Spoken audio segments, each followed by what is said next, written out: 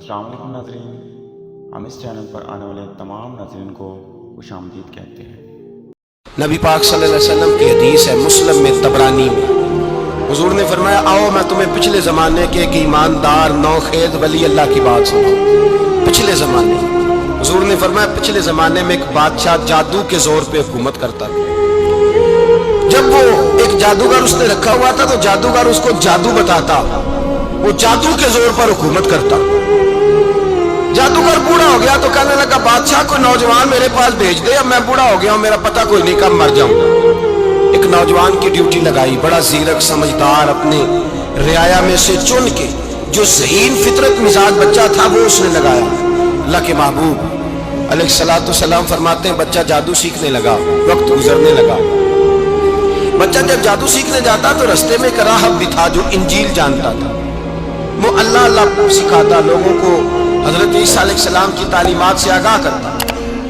اس نے دیکھا کہ یہاں بھی لوگ اکٹھے ہیں تو وہ بچہ اس راہب کے پاس بھی اٹھنے بیٹھنے لگا۔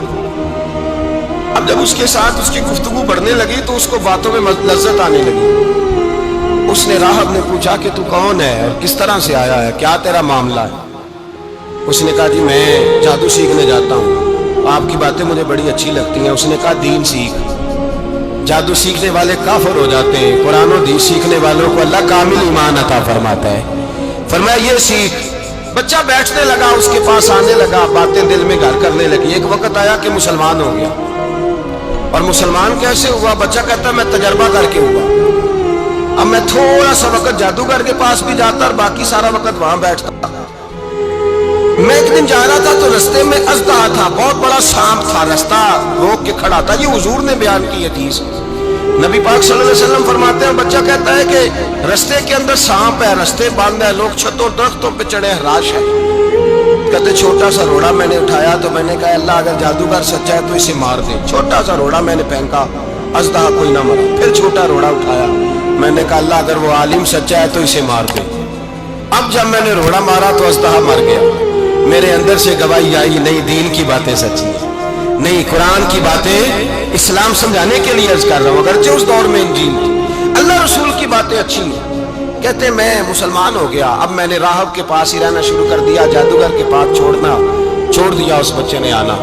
بادشاہ پوچھتا کہاں زیادہ وقت گزارتے ہو تو وہ بات بول کر دیتا، وقت تیزی سے بڑھنے لگا۔ اللہ نے اس نوجوان میں طاقت پیدا کر دی، اب وہ اس کے اندر نا اللہ نے توانائی روحانیت پیدا کر دی، ابھی جوان ہے، 14-15 سال عمر ہے۔ اللہ نے اب جو بیمار بھی آتا وہ دعا کرتا تو اللہ صحت عطا کر دیتا، جو بھی آتا۔ بادشاہ کا ایک درباری تھا، بادشاہ کو پنکھا جلتا تھا، وہ اندھا ہو گیا، کوئی ایسی تکلیف آئی کہ نابینا ہو گیا، بڑے علاج کرائے شفا نہیں ہوئی۔ کسی نے اس بچے کا پتہ بتایا کانوں میں، اس کے پاس گیا تو بچہ کہنے لگا شفا تو ہو جائے گی پر کلمہ پڑھنا پڑے گا، مسلمان ہونا پڑے گا، جس پیغمبر کا میں غلام ہوں تجھے بھی بننا پڑے گا، دین پہ عمل کرنا پڑے گا، اللہ شفا دیتا ہے۔ اس نے کہا تو مجھے کلمہ پڑھا، مجھے شفا دے، میں تیار ہوں۔ اس نے کہا شفا تو اللہ دیتا ہے۔ اس نے اللہ تبارک و تعالیٰ کا ذکر کر کے دعا مانگی، یہ مسلم شریف میں حدیث ہے، طبرانی میں موجود ہے۔ اللہ نے اسے شفا دی، اس نے کلمہ پڑھنا شروع کر دیا۔ یہاں ایک نقطہ لکھا ہے ہمارے علماء نے، کہتے ہیں جب اللہ ولایت عطا کرتا ہے نا تو یہ سفید بالوں والے کا حصہ نہیں ہوتی۔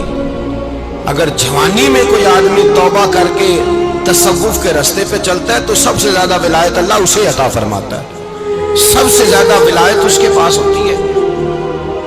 ابھی اس کے بال کالے ہیں، چڑھتی جوانی ہے، دعا کی تو اللہ نے، اور حدیث پاک میں موجود ہے کوڑے آتے تو شفا یاب ہو جاتے، اندھے آتے تو شفا یاب، برس والے آتے تو اللہ سے دے۔ جوان ہے، بادشاہ کے پاس وہ واپس گیا، وہ جو آدمی جس کی آنکھیں ٹھیک ہوئی تھی، بادشاہ نے پوچھا کہ کیسے شفا ملی؟ تو کہنے لگا میرے رب نے شفا دی۔ بادشاہ سجدے کراتا تھا، اپنے آپ کو منواتا تھا، معاذ اللہ، کہنے لگا میرے علاوہ کون رب ہے؟ اس نے کہا وہی رب ہے جس نے تجھے پیدا کیا ہے، اور وہی رب ہے جس نے مجھے اندھے کو آنکھیں دی ہیں، وہی ہے میرا مالک۔ کہا اچھا تو مجھے نہیں مانتا؟ کہا نہیں میں اپنے رب کو مانتا ہوں۔ بادشاہ نے اسے سزا دی، ستایا، اس نے بچے کا پتہ بتایا، پھر بچے کو بلا کے ستایا تو اس راہب کا پتہ بتایا، راہب بھی قتل ہو گیا، نابینا بھی قتل ہو گیا۔ بادشاہ نے कहा सिपाहियों से इस बच्चे को ले जाओ और पहाड़ की चोटी पे जाके नीचे फेंको ताकि मर जाए। बच्चा पहाड़ की चोटी पे गया तो हाथ उठा के कहने लगा, या अल्लाह मेरे लिए नहीं अपने लिए, मेरे लिए नहीं अपने लिए इन्हें अपनी कुदरत के जलवे दिखा। मेरे लिए नहीं, अल्लाह के बंदे अपनी जान बचाने की दुआएं नहीं मांगते, अपने लिए इन्हें अपनी कुदरत के जलवे दिखा। ये दुआ मांगी, जितने लोग साथ आए थे वो सारे जमीन पे गिरे और सब मर गए, पहाड़ से गिर के मर गए। बच्चा वापस सीधा बादशाह के पास कहने लगा, लो भाई मेरे रब ने मुझे बचा लिया। जवान का ईमान देखो, मेरे रब ने मुझे, बोलो मेरे अल्लाह ने मुझे ईमान की गवाही दे रहा है, मैं बच गया हूं, तू झूठा है, मेरा रब सच्चा है। उसने कहा ले जाओ इसको दरिया में, कश्ती में बिठाओ, बीच दरिया के जाके धक्का दे दो। बैठे कश्ती में, दरिया के बीच गए और जब जाके वहां उसको धक्का देने लगे तो उसने कहा, अल्लाह मेरे लिए नहीं अपने लिए इन्हें अपनी कुदरत के जलवे दिखाओ। बस एक तूफान सा आया, जितने सिपाही साथ आए थे डूब के मर गए। वो बच्चा उठा और सीधा फिर बादशाह के पास, उसी के पास कहने लगा, लो भाई मेरे रब ने मुझे बचा लिया है, तेरे पास आया हूं। वो कहने लगा, तू क्या मुसीबत मेरे गले पड़ गई है, कैसे जान छूटेगी? तो बच्चा कहने लगा, अगर तू मुझे बांधे दरख्त के साथ और सारे मुल्क को बुलाए, लोगों को इकट्ठा करे, फिर तू मुझे तीर मारना, मैं तुझे बताऊंगा कैसे मारना है, मैं मर जाऊंगा।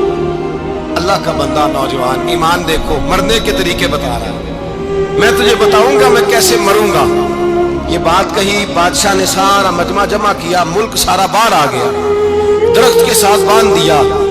कहने लगा, भाई लोगों ये मुझे मारना चाहता था, मार नहीं सका, अब मैं इसे बताने लगा हूं कि मैं कैसे मरूंगा।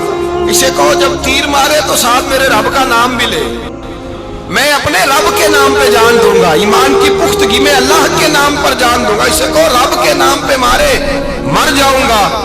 बादशाह ने अल्लाह कह के तीर मारा, परेशानी में लगा, बच्चे की रूह परवाज कर गई, जितना मजमा खड़ा था सारा कलमा पढ़ के मुसलमान हो गए, सारे मुसलमान हो गए, सारे। मेरे रसूल पाक सैयद आलम सल्लल्लाहु अलैहि वसल्लम ने नौजवानों को बताया, जब तुम्हारे अंदर ईमान की कुव्वत आएगी तो अल्लाह तुम्हारी मदद करेगा। फरमाया वो नौखेज वली था, अभी जवान राना था, अभी उसकी पेशानी पर जवानी के आसार थे, लेकिन उसे अल्लाह को राजी किया, रब करीम को राजी।